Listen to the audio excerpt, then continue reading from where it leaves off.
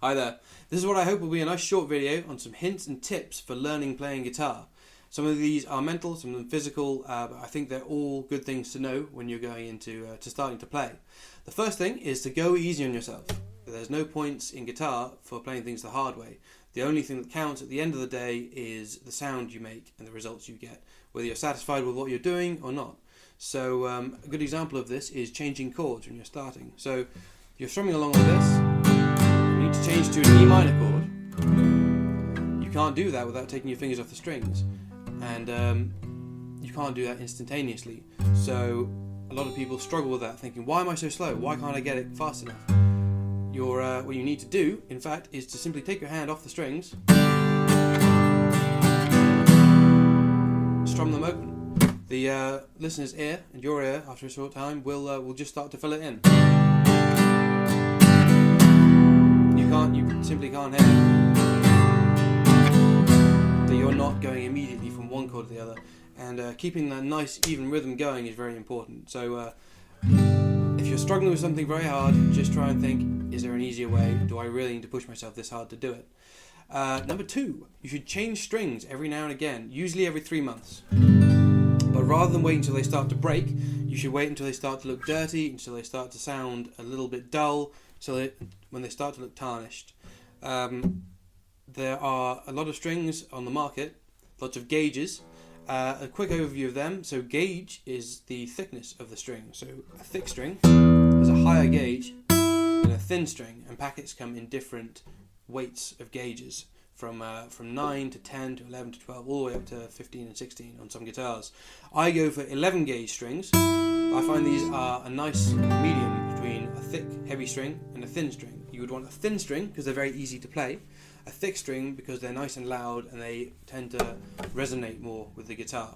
So it's kind of a balance between whether you want something that's easy to play and something that sounds very good. I tend to go for a happy medium.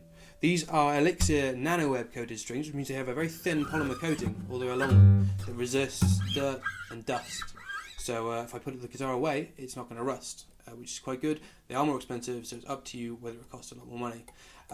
You don't have to put the strings on yourself. Any competent guitar tech or a guitar shop will be able to do it for you, usually for a very reasonable price. You can learn to do it yourself as well. It's very, very straightforward. There are numerous guides online on how to do it, or I can show you how to do it in a video. Point number 3, warm up before you start playing. This is both physical and mental. So before you start playing, rather than diving straight into your chords, you should do a little warm-up exercise first. A good one to start with is taking one string at a time, one fret at a time. You start on the low E string, the open string, first finger on the first fret, second finger on the second fret, third finger, third fret, fourth string on the fourth fret, and then we repeat the same pattern on the next string, the next one, all the way to the very top, so we get to the fourth fret on the high E string, and then we reverse direction. Making sure it's clean all the way down.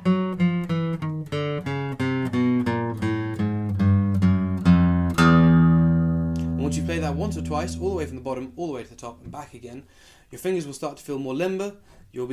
More importantly, you'll be in the zone. You'll be starting to think in terms of guitars and strings. Your right and your left hand will be working together.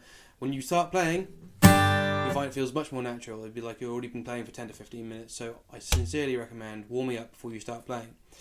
Point number 4, learn a little bit of theory. Now, it can be a very opaque subject. A lot of people can look at music theory and think, I can already play a G chord. Why do I need to know why it's called a G chord? Now, you don't really need to know why it's called a G chord, but if you don't know just a few basic things, it can often lead to you not really understanding some of how music is put together.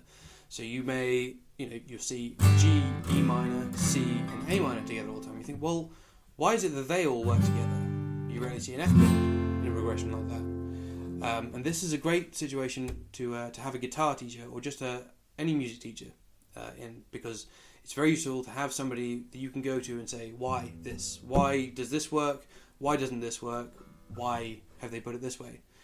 And someone can explain that to you. Without a teacher, there are lots of online resources that you can look at. The only problem with that is that there is an awful lot of it. There are thousands upon thousands of pages, and sometimes that can be more harm than good, more confusing to simply sift through all these pages. So perhaps finding a teacher for just one lesson to ask some questions is a good idea. Start to make a lot more sense out of what you're playing on the guitar. Point number 5, set yourself some goals. It's great to have milestones to look forward to and back on. So if you want to play at a friend's wedding, if you want to play at an open mic in a few weeks' time, set yourself a goal, set yourself a challenge. Say, I'm going to learn how to play this song by the end of the week, I'm going to be faster at strumming by the end of the month, like this.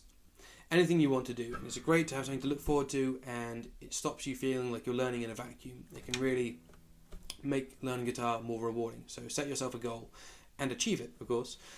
Number 6, record yourself. Now this is getting easier and easier by the day. Now that we live in the digital age, you don't even have to pay to do it. If you have a smartphone, you have a tablet, if you have a laptop, often you can record yourself completely for free. Record your voice and your guitar at the same time.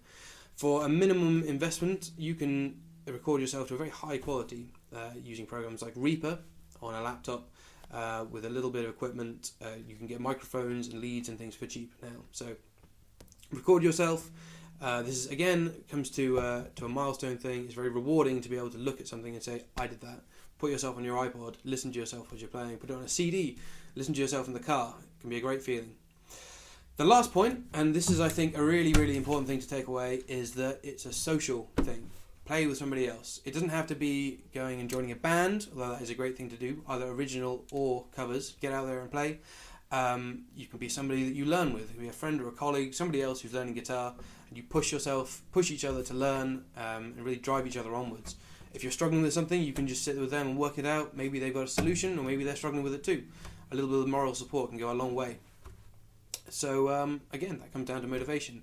And if that, again, is not your speed, you can make a video, put yourself on a webcam, play it, stick it up on YouTube, and join in, bask in the support of the thousands of followers watching on YouTube. It can be very rewarding.